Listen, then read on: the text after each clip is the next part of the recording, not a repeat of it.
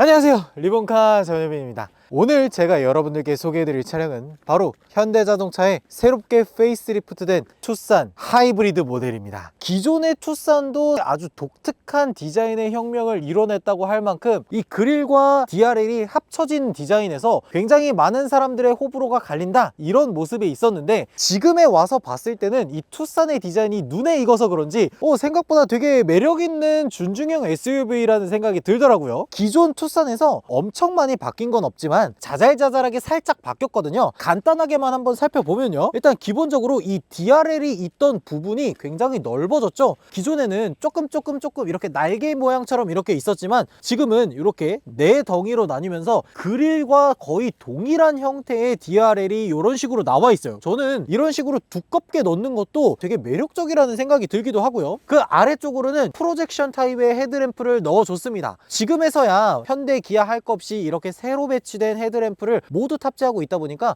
이런 것들은 패밀리룩으로 잘 만들었다라는 생각이 들기도 하고요. 요것도 약간 특이한데, 지금 이 그릴 가운데에 이 엠블럼을 보시면은 기존에는 현대 엠블럼이 이렇게 크롬처럼 표현이 됐었는데 지금은 이런 식으로 크롬 딜리트가 된 블랙 무광 엠블럼을 사용하다 보니까 요거는 훨씬 더 괜찮다는 생각이 드네요. 그리고 측면에서 한번 보면요, 지금 이 차량 같은 경우에는 투싼 하이브리드 모델 중에서 18인치 휠을 장착하고 있는 차량입니다. 컨티넨탈 타이어를 끼워주고 있는데, 여기에서 옵션이 좀 더 높은 거를 선택하게 되면은 미쉐린 타이어를 끼워준다고 하더라고요. 그리고 최고 휠 인치수는 19인치까지 올라갑니다. 투싼 하이브리드 같은 경우에는 17인치, 18인치, 19인치 요 세 가지 타입의 휠이 있어요. 근데 개인적으로 이 18인치 타이어 승차감이나 연비면에서 굉장히 이득을 보는 휠 사이즈 중에 하나거든요. 그래서 저는 요 공력 휠 디자인도 상당히 좋아서 괜히 19인치 휠을 키워서 연비를 떨어뜨리기보다는 요 정도가 아주 적합하다는 생각이 들기도 합니다. 그리고 뒤쪽에서는 사실 거의 차이점이 없습니다. 바뀐 점이 뭔지 알겠어요?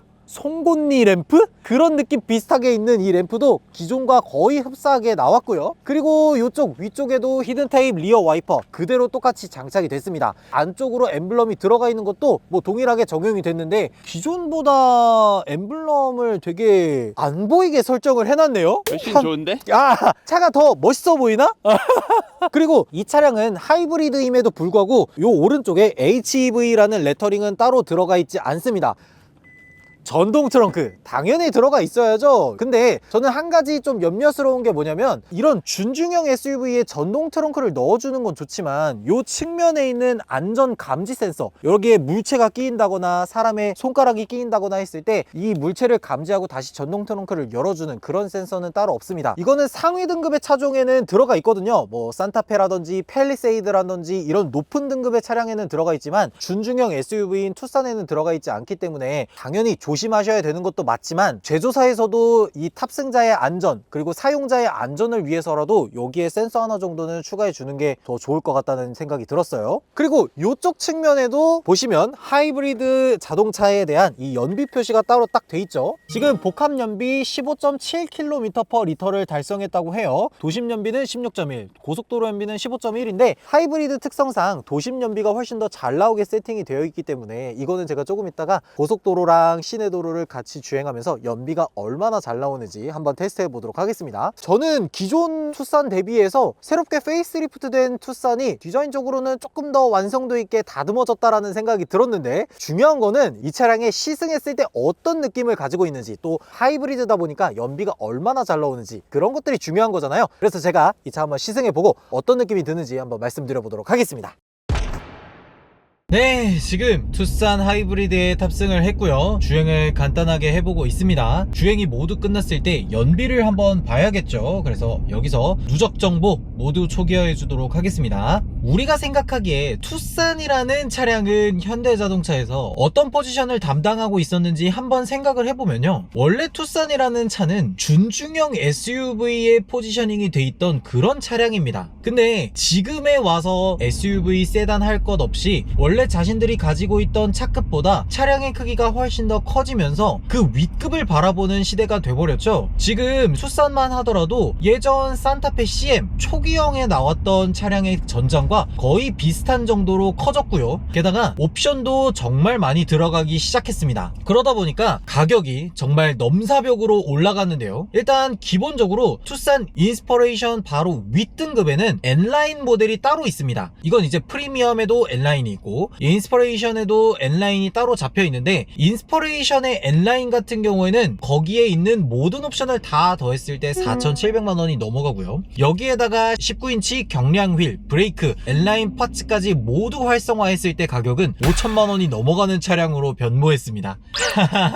물론 하이브리드 모델이 아니지만 우리가 생각했던 예전의 투싼은 한 2천만원 중반에서 정말 옵션을 많이 넣었을 때 3천만원 초반 요 정도로 기억을 하잖아요. 근데 지금에서는 사실 투싼이 5천만원이라는 돈이 넘어가면서 그 윗급 산타페라든지 팰리세이드까지 넘볼 수 있는 가격으로 성장했습니다. 실제로 팰리세이드 가장 하위 트림을 구매하게 되면은 3.8리터 가솔린 기준으로 했을 때 3천만원 중후반에서 구매를 할 수가 있거든요. 그러면 이 투싼 하이브리드가 그런 가격에 맞는 상품성을 가지고 있는지 그거 한번 살펴봐야 되잖아요. 지금 제가 타고 있는 이 투싼 하이브리드 같은 경우에는 인스퍼레이션 트림에 대부분의 옵션이 모두 들어간 그런 차량이라고 할 수가 있습니다. 이 준중형 SUV 포지션에서 할 수 있는 대부분의 옵션들은 다 들어가 있는데, 기본적으로 HUD 그리고 이번 투싼부터 새롭게 들어간 이 파노라믹 커브드 디스플레이도 모두 들어가 있습니다. CCLC라고 하는 6세대의 디지털 UI도 함께 사용을 하고 있습니다. 그래서 지금도 보시면은 이런 식으로 무선 애플 카플레이가 활성화되고 있는 거 보실 수 있죠. 주행을 하다가도 이렇게 카메라 버튼을 누르면 앞쪽 카메라, 뒤쪽 카메라 모두 사용할 수 있기 때문에 주차를 할 때에도 굉장히 편하게 할 수 있는 이 어라운드 뷰 시스템도 같이 들어가 있습니다. 실내 디스플레이 관련해서는 사실 뭐 더 이상 얘기할 수 있는 게 없죠. 지금까지 CCNC에서 검증되어 왔던 방법이기도 하고, 이런 것들 운전자와 굉장히 가깝게 설치되어 있어서 컨트롤 하는데 전혀 문제도 없고요. 근데 한 가지 이거는 에러가 아닌가 싶은 생각이 들어요. 기존 페이스리프트 이전 투싼 같은 경우에는 요 위쪽으로 디스플레이를 달면서 모든 정보를 위쪽에서 알 수 있게 해놨었잖아요. 근데 지금 이 투싼 같은 경우에는 위쪽으로는 디스플레이를 놓고 아래쪽으로는 공조를 조절할 수 있는 기판을 놨습니다. 근데 여기에 있는 이 공조 컨트롤러가 버튼이 너무 많아요. 여기 지금 터치할 수 있는 버튼만 하더라도 14개가 들어가 있습니다.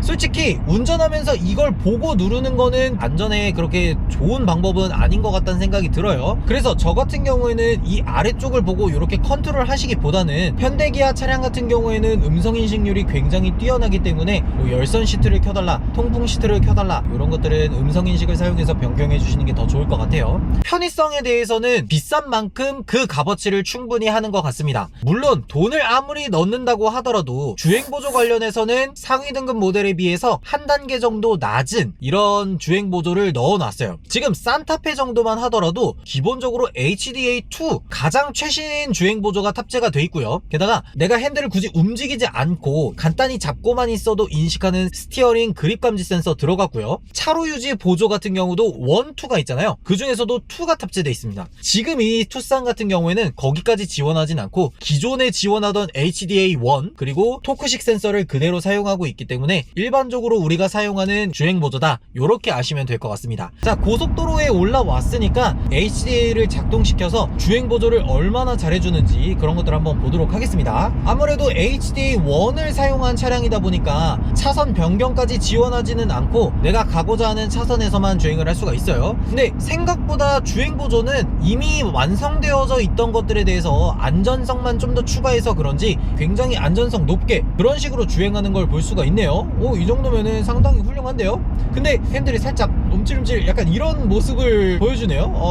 불안하니? 차선 잘 보이잖아. 어두워서 그래? 이렇게 특정 구간에서는 약간 움찔움찔하는 그런 모습을 보이기는 하는데, HDA1은 사실 뭐 워낙 오랫동안 검증되어 왔던 기술이고 우리가 한 5년 6년 전에 사용하던 HDA1과 지금 이 투싼에 들어가 있는 HDA1이 같은 HDA1이냐 라고 하시면 그건 아닙니다. 지금까지 계속 꾸준히 업데이트를 거쳐가면서 모든 것들이 알고리즘에서 더 큰 발전을 이루었기 때문에 때문에 지금 이 차량은 그때 있던 구형 차량들에 비해서 훨씬 더 안정감 있는, 더 주행을 잘 보조해주는 그런 HDA가 탑재되어 있다라고 보시면 될 것 같습니다. 시내에서나 고속도로나 운전자의 피로도를 줄여주는 아주 소중한 기능이기 때문에 이런 것들은 꼭 탑재하시길 바랄게요. 왼쪽으로는 차량들이 굉장히 빨리빨리 지나가고 있는 상황인데요, 여기서 창문을 한번 열어보도록 하겠습니다. 오! 이중 접합 유리가 사용됐어요. 그리고 지금 이렇게 왼쪽에 차량들이 쌩쌩 지나가고 있는데 창문을 닫으면, 오, 역시 얇은 유리를 2개 겹쳐서 사용을 하긴 했지만 외부에서 들어오는 소음은 상당히 저감된 걸 느낄 수 있었고요. 하부에서 올라오는 소음은 다소 있는 편입니다. 이게 굉장히 불편할 정도로, 뒷좌석에 앉은 사람과 대화가 안 될 정도로 정말 크게 들어오는 소음은 아니지만 하체에서 타이어가 구르는 소리라든지 이런 것들은 조금 들어오는 편입니다. 그래도 이 정도면 외부에서 들어오는 소음을 생각보다 잘 차음해냈다는 생각은 드네요. 지금 한 12km 정도를 21분에 걸쳐서 주행을 하고 있거든요. 시속 100km도 달리고 시내 주행에서 멈췄다 섰다 가기도 하고, 그리고 고속도로에서 정차 재출발 이런 식으로 주행을 하고 있기는 한데 연비가 19km/L예요? 복합 연비는 14점 몇, 15점 몇 이런 식으로 인증을 받았는데 실제로 고속도로를 주행하니까 이것보다 훨씬 잘 나오는 모습을 보여주네요. 연비가 지금 계속해서 올라가서 무려 20km/L를 달성했습니다.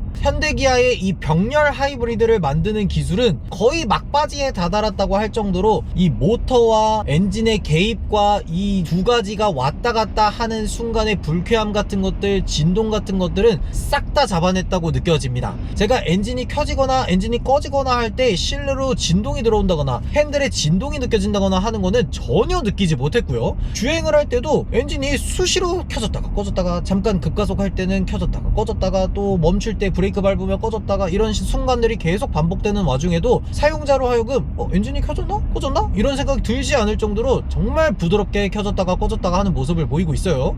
하이브리드는 진짜 칭찬해줘야 된다. 와, 정말 잘 만드네요. 이제는 지금 제가 타고 있는 투싼 같은 경우에는 19인치 휠의 투휠 드라이브 차량이지만 4륜구동까지 선택할 수 있도록 되어 있습니다. 그래서 4륜구동 19인치 휠 같은 경우에는 복합연비가 14.3km/L를 달성했어요. 복합연비 14.3km, 아주 익숙한 숫자죠. 하이브리드 세제 혜택을 받기 위한 최소한의 수치인데 여기에 딱 맞춰서 제작을 했다라는 느낌이 들거든요. 왜냐면 이 이하로 달성하게 되면 하이브리드 세제 혜택, 취득세 40만원, 개소세 100만원 혜택을 받을 수 없기 때문에 요 정도 수치는 넘기 위해서 정말 노력을 많이 한 것 같습니다. 페이스리프트 하기 전 투싼 하이브리드 같은 경우에는 1.6L 터보 엔진 180마력에 거기에다가 44kW급 모터를 더해서 한 230마력의 합산 출력을 냈었는데 지금 페이스리프트가 되면서 투싼의 출력이 살짝 올랐습니다. 엔진의 출력은 180마력으로 그대로지만 거기에 합쳐져 있는 모터가 47.7kW급으로 다소 출력이 상승했어요. 근데 지금 이 시스템은 소렌토 하이브리드에도 들어갔고 산타페 하이브리드에도 들어갔었잖아요. 그렇게 무거운 차량, 중형 SUV에 들어갔던 하이브리드 시스템에서는 모터 출력이 다소 낮게 느껴지고 엔진 개입이 좀 더 많다라고 생각이 들었었는데 아무래도 이런 투싼급의 준중형 SUV 같은 차량들은 47.7kW급 모터라고 하더라도 주행에 있어서 크게 불편하다거나 엔진 개입이 굉장히 많다거나 하는 느낌은 들지 않는 것 같습니다.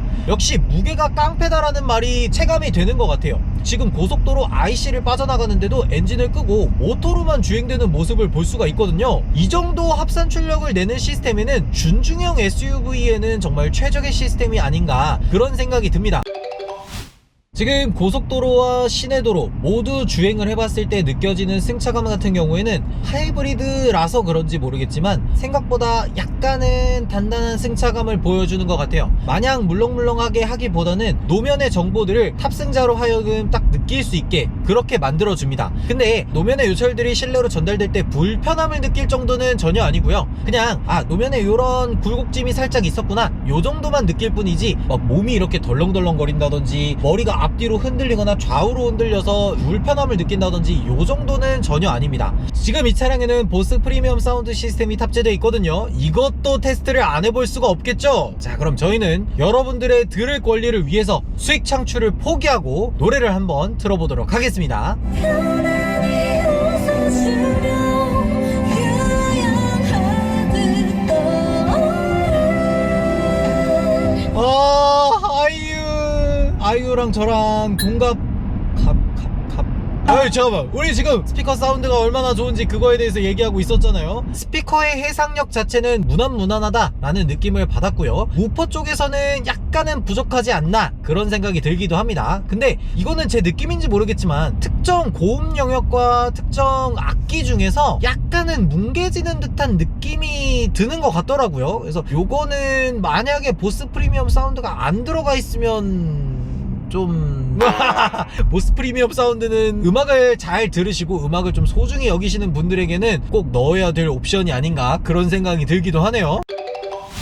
연비가 이제 어떻게 되는지 대략 느낌이 오는 것 같습니다. 일단 고속도로를 시속 100km로 정속 주행을 한다고 하면은 연비가 16에서 17, 시내 주행에서 모터로 주행하는 비율을 확 높여버리면 연비는 거의 21, 22 요렇게 아주 높게 나옵니다. 그러니까 여러분들 아시다시피 하이브리드는 고속도로에 특화된 차량이 아니라 시내 주행에 특화된 차량이잖아요. 시내 주행에서 가속할 때 엔진에서 나오는 힘으로 구동축도 가속을 하고, 그리고 멈출 때는 회생제동을 이용해서 모터를 충전하고 배터리에 있는 전기로 모터를 가동시켜서 연비를 더 올리고, 그리고 특히나 자동차가 힘을 가장 많이 필요로 하는 구간은 정차했다가 출발하는 때입니다. 이 정차했다가 출발을 하는 때에 모터로 가속을 도와주게 되면은 연비는 훨씬 더 올라가게 되거든요. 그런 의미에서 봤을 때 이 투싼 하이브리드는 시내 주행을 하는 분들에게 있어서 최적의 연비를 보여주는 그런 차량이라는 생각이 듭니다. 이 차량을 고속도로도 주행해보고 시내도 주행해보고 하면서 느꼈던 것들을 종합적으로 좀 정리를 해보자면, 연비 좋고 공간도 기존에 비해서 훨씬 커졌고 1.6L 같은 경우에는 자동차세도 연간 29만원 밖에 내지 않거든요. 그렇기 때문에 진짜 새가족한테는 이것보다 좋은 SUV가 있을까 싶을 정도로 정말 잘 만들었다는 생각이 듭니다.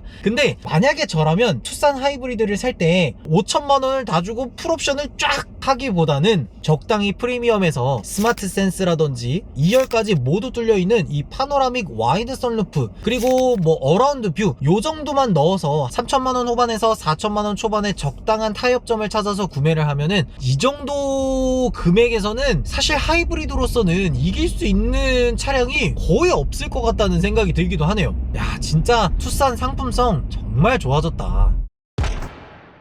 네, 여기 목적지까지 도착을 잘 했고요. 도착하고 나서 보니까 26.3km를 47분에 걸쳐서 주행을 했어요. 근데 연비가 20.3km/L가 나왔습니다. 지금 저희가 고속도로도 갔고 시내도로도 갔고 이렇게 다양한 주행 환경에서도 요 정도 연비가 나온다는 건 정말 대단하다는 생각이 드네요. 네, 이렇게 새롭게 페이스리프트된 투싼 하이브리드 모델을 한번 시승했는데요. 일단 기존에도 완성도 높았던 디자인을 한번 더 다듬어서 조금 더 완성도 있게 만들어 놓은 것도 굉장히 좋은 부분이었고요. 실내 디자인도 전체적으로 잘 다듬어지고 파노라믹 커브드 디스플레이 등 상품성이 더 높아진 것 같아서 굉장히 만족스러운 부분 중 하나였던 것 같고요. 근데 단 한 가지 좀 아쉬운 부분을 하나 꼽아보라고 한다면 가격입니다. 이 가격이 4천만원 초중반까지 올라와 버렸어요. 그렇기 때문에 준중형 SUV를 4천만원 초반에 산다는 거는 저로서는 납득이 조금 어렵거든요. 그래서 이 가격을 조금 낮춰주는데 노력을 기울여 주셨으면 하는 마음이 들기도 했습니다. 성공적으로 페이스리프트를 마친 투싼 하이브리드, 여러분들의 생각은 어떤지 댓글로 달아주시면 좋을 것 같고요. 지금까지 시청해 주셔서 감사드리고 리본카 채널 구독, 좋아요, 알림 설정도 부탁드리도록 하겠습니다. 지금까지 저는 리본카 전효빈이었습니다. 감사합니다.